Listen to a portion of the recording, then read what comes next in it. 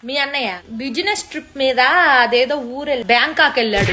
Office ఎదవాళ్ళకి బుద్ధి జ్ఞానం లేదు. ఈ మధ్య మరీ ఘోరం అయిపోయి నెలకి 2 సార్లు బిలొస్తున్నారు బ్యాంక్ ఆఫీస్ లో. అల్లాడిపోతున్నాడు. అంత దూరం అంటే ఒళ్ళు హూనం అయిపోదు. ఎక్కడో మ్యాప్ చివరి నుండి బ్యాంకాక్ రాగానే ఒళ్ళంతా నొప్పులు ఉంది, కాస్త కాపడం పెట్టు రాజ్యం అని నోరారా అడుగుతాడు.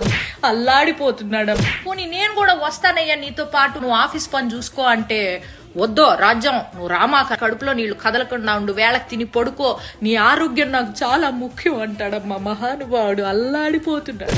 ఓ రోజైతే అర్ధరాత్రి పూట ఆఫీస్ నుంచి పూజ అనే అమ్మాయి ఫోన్ చేసి నువ్వు ఉన్న పళంగా రావాలి అర్జెంటుగా అని చెప్పేసేసరికి మనిషి ప్యాంటు చొక్కా వేసుకొని గబా గబా గబా గబా బయలుదేరిపోయాడమ్మా. తెల్లారొచ్చాక తెలిసింది ఆ పూజ అనే అమ్మాయి ఫోన్ చేయకపోతే ఉద్యోగం కాస్త ఊడిపోయేది. అల్లాడిపోతున్నాడమ్మా మనిషి. అసలు ఏమైంది తెలుసా, నేను పుట్టిన నుంచి వచ్చేటప్పటికి ఇంట్లో ఒక అమ్మాయి ఉంది. నన్ను ఎవరండి ఈవిడే అని అడిగేసేప్పటికి అర్బన్ క్లాప్ నుంచి పిలిపించాడంట నన్ను సర్ప్రైజ్ చేయడానికి, ఇల్లంతా క్లీన్ చేయించి. కాకపోతే నేను వచ్చేటప్పుడు మరి క్లీనింగ్ ఏమీ చేయలేదు, మరి టైం అయిపోయిందో ఏమో గానీ అల్లాడిపోతా ఉంటాడు ఎప్పుడు చూసినా. చింటూగాడి క్లాస్ టీచర్ తోటి 24 గంటలు ఫోన్ మాట్లాడుతూ ఉంటాడు. వాడికి ఎలా చదువు నేర్పించాలని చెప్పి సలహాలు ఇస్తా ఉంటాడంట. 1-2 సార్లు ఇంటికి కూడా వచ్చింది అనుకో. మన ఇంటి కింద లేదు 4 కాలేజీ అమ్మాయిలకి అద్దెకిచ్చాడు మీ అన్నయ్య.